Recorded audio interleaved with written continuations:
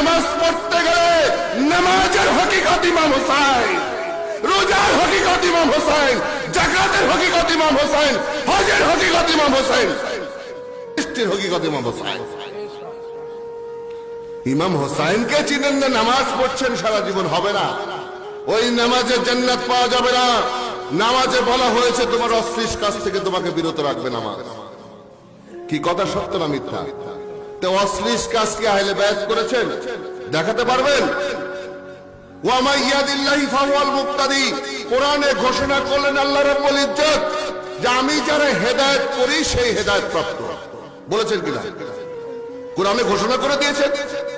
তা আল্লাহর কথা কি মিস হতে পারে নাকি?